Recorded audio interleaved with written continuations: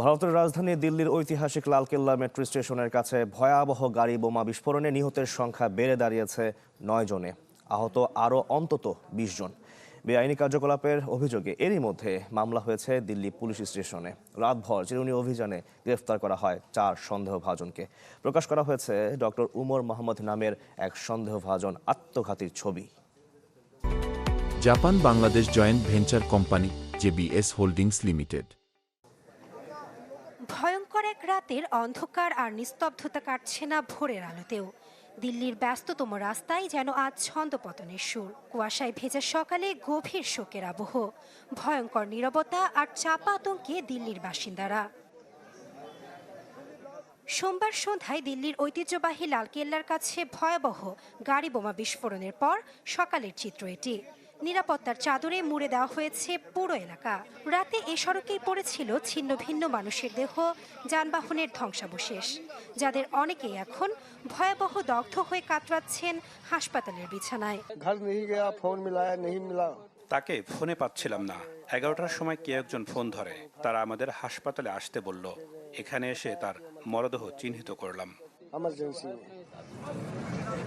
2014 সালে মোদি ক্ষমতায় আসার পর এবারই প্রথমবারের মতো ভয়াবহ নাশকতার সাক্ষী হলো ভারত। জঙ্গি দমনে নরেন্দ্র মোদির এতদিনের সুনামকে যেন মুহূর্তেই ধুলোয় মিশিয়ে দিয়েছে।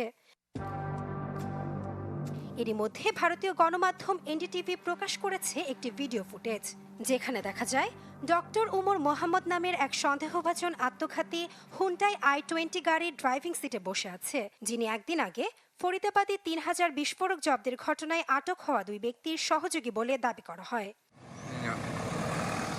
এদিকে ঘটনার ফরেনসিক প্রমাণ ও গোয়েন্দা তথ্যের ভিত্তিতে সন্ত্রাসী যোগসূত্রের ইঙ্গিত পাওয়া গেছে বলে দাবি দিল্লি পুলিশের। বেআইনি কার্যকলাপের অভিযোগে হয়েছে মামলাও। রাতভর পাহাড়গঞ্জ, দরিয়াগঞ্জ সহ আশেপাশের এলাকার হোটেলগুলোতে অভিযান চালিয়েছে পুলিশ। আটক করা হয়েছে সন্দেহভাজন 4 জনকে। তদন্ত চলছে, এই মুহূর্তে কিছু বলা যাবে না। তদন্ত শেষে আমরা বিস্তারিত জানাতে পারবো।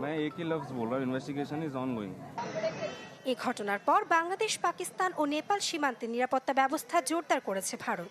পাশাপাশি দিল্লি, মুম্বাই, উত্তরপ্রদেশ, হরিয়ানা, পাঞ্জাব, বিহার, রাজস্থানের বিভিন্ন এলাকায়ও উচ্চ সতর্কতা জারি করেছে দেশটি। দ্বিতীয় দফা নির্বাচন লক্ষ্য করে বিহারে বেড়েছে পুলিশি টহল। এদিকে নিহতদের পরিবারের প্রতি সমবেদনা জানিয়েছে যুক্তরাষ্ট্র, কানাডা, মালদ্বীপ। অফিসিয়াল ওয়েবসাইটে নিজেদের নাগরিকদের সতর্ক থাকতে নির্দেশ দিয়েছে ভারতের মার্কিন দূতাবাস। নাসরিন আক্তার, চ্যানেল 24।